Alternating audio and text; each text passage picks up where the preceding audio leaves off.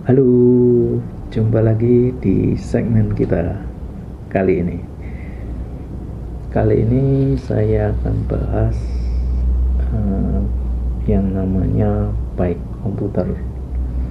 Kemarin di video saya sebelumnya ada yang tanya, itu baik komputernya apaan sih? Nah, ini baik komputer yang saya pakai kemarin.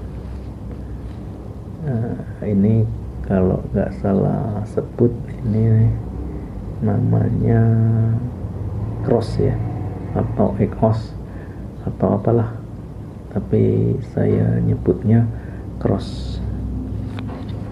Nah, ini cukup murah dan fungsional lah menurut saya, dibandingkan dengan Brighton itu jauh di bawahnya harganya ya, dan apalagi dengan Garmin yang puluhan juta. Ini dulu saya dapatkan hanya sekitar 500 ribuan lah di online shop. Bahannya cukup kuat dan rapi ya. Kalau menurut saya sih nggak kalah dengan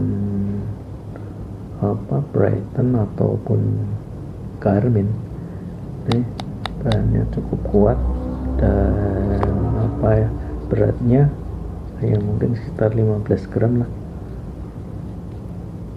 yang cocok untuk digunakan di road bike. Ini ada beberapa tipe sebenarnya, dan ini kebetulan saya dapat tipe G+. Jadi menurut speknya G+ ini mendukung penerimaan satelit ya. Jadi kita bisa manfaatkan GPS-nya atau sinyal GPS-nya. Jadi untuk kecepatan itu kita tidak perlu menggunakan sensor kecepatan, tapi cukup menggunakan pergerakan atau perhitungan dari GPS perpindahannya.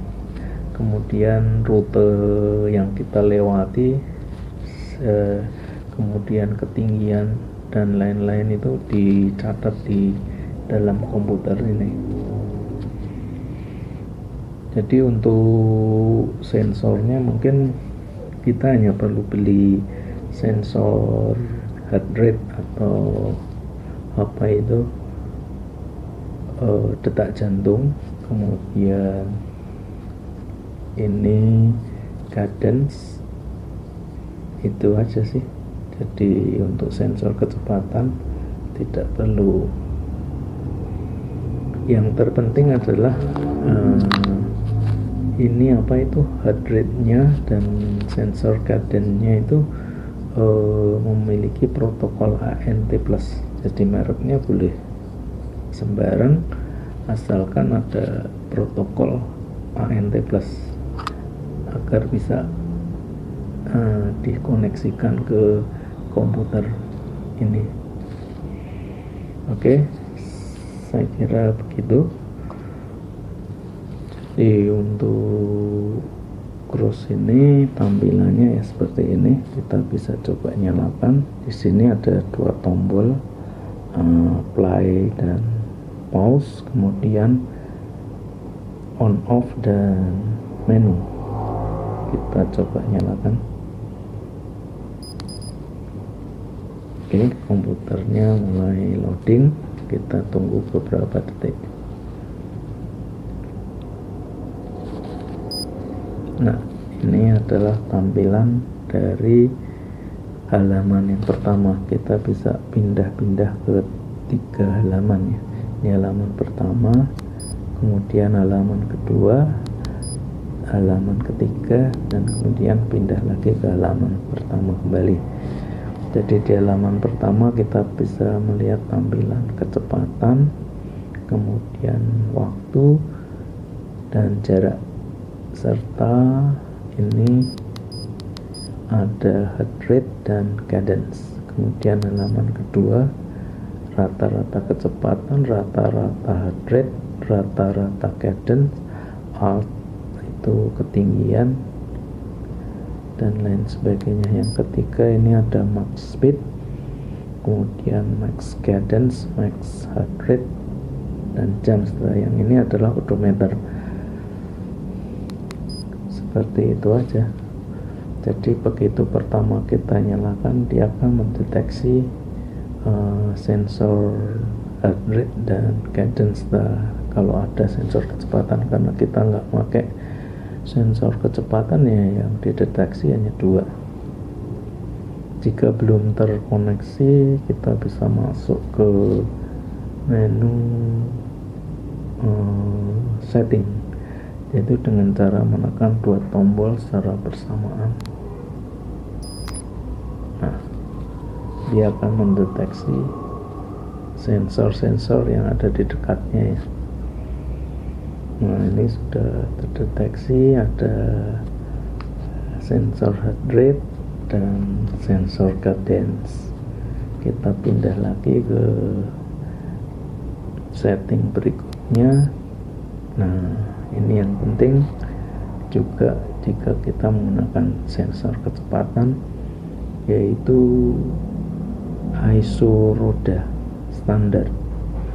Kalau ini saya pakai roda 700C 23, itu kode ISO nya 2097.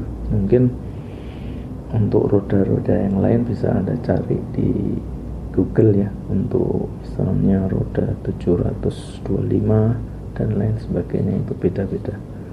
Kemudian yang P2 nya, ini apa itu namanya, setting untuk jarak. Kita pakai kilometer per hours atau mil per hours. Kita pakai kilometer saja. Kemudian yang ketiga adalah waktu GMT. Jadi untuk wilayah Indonesia kita pakai GMT plus 7.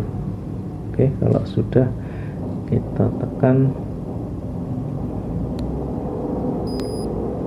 kembali ke menu awal, halaman awal. Saya kira gitu ya. Ini demikianlah pembahasan kita kali ini. Semoga dapat menjawab pertanyaan kemarin tentang bike komputer yang saya pakai. Oke, sampai jumpa di segmen berikutnya.